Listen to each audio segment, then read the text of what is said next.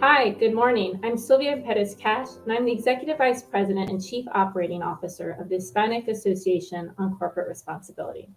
It's through our partners with our members and all the other companies that participate in our corporate inclusion survey that we collect this data and offer it to you today. First, let's take a look at employment and what we learned about employment trends and where Hispanic community sits in the hiring pipelines and practices of Fortune 500 companies.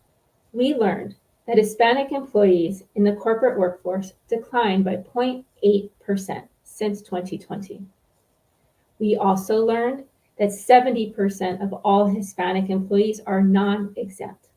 Our Hispanic employees in the corporate workforce, that decline I mentioned of 0.8%, is the second largest drop in Hispanic employee representation that we've recorded in our research since 2019. This decline in representation is mirrored in internship programs as well. This is particularly alarming as we know that internship programs are a key pipeline to hiring and employment opportunities in corporate America.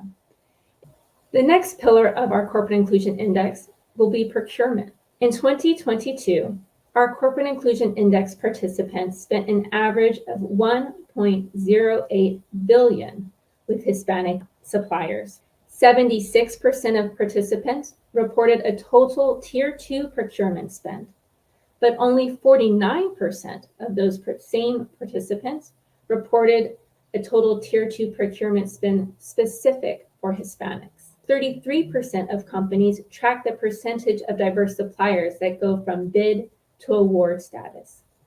And while there is good news here, such as the increase that I mentioned in total procurement spend with Hispanic suppliers, the disaggregation of this data by gender or even the number of suppliers providing services is still provided by a small subset of companies that participate. In this year's report, Hispanic suppliers represented less than 2%. And specifically, they represented 1.4% of all suppliers. The next pillar that we'll speak about here today is philanthropy. And similarly to procurement, this is an area of data tracking where there is significant opportunity for increased transparency and also data disaggregation. So what did our data say? The percent of total corporate giving decreased to the lowest levels in 3 years in our report last year. We reported that total giving number for corporate giving decreased to 8%. The percent of total corporate foundation giving increased to 15%, but it is still 2% below the pre-pandemic levels reported in 2020. Lastly, I'll share that the average total corporate foundation investment in Hispanic communities declined from a high of $11.15 million in 2020 to $8.66 million in our 2022 report. That being said, I'll recap some of these important takeaways. For both corporate and foundation giving, philanthropic investment totals are lower than those from 2019.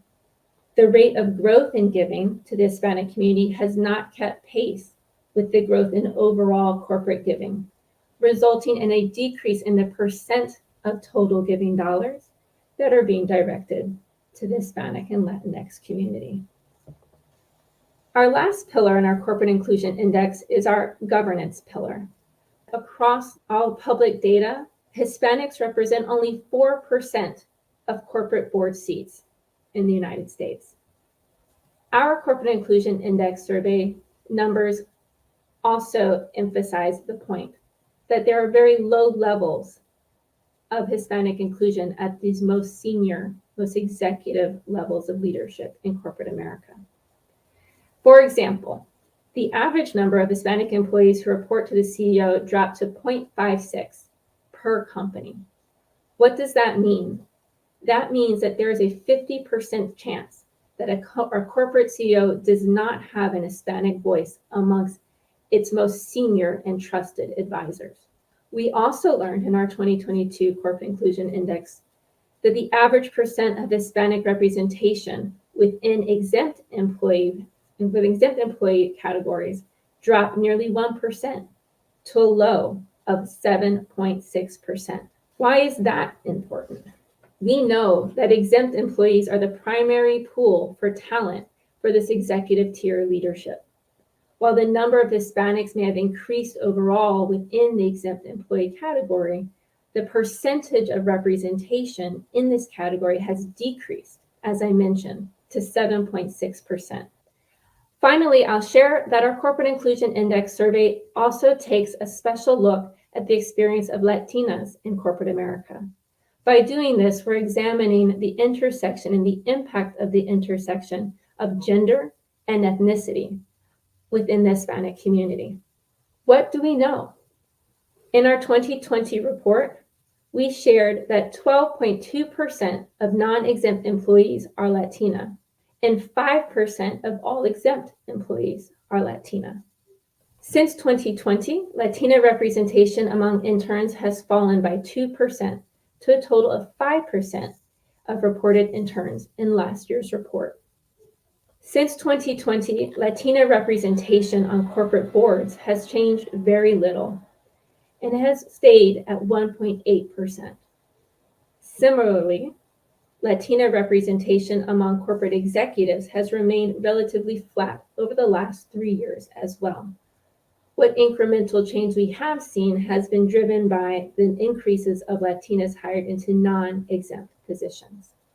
And as I mentioned, the percentage of non-exempt positions held by Latinas is increasing from 8.27 to 12.2%, an increase of almost 4% overall. Finally, I'll share that in the area of procurement, Latinas represented over 1/5 of Hispanic suppliers reported in our 2022 Corporate Inclusion Index. Yet they also represented less than 1% of total suppliers in a company's supply chain. I would ask that you take this information back to your company as an asset, and that you ask your company to use this information as motivation to think about how it too can invest in an act of examining their own corporate data. They can partner with HACR or not, but measuring is key. And together, through our Corporate Inclusion Index survey, we can identify where real barriers are, and we can use our data to address them. Thank you so much for your time.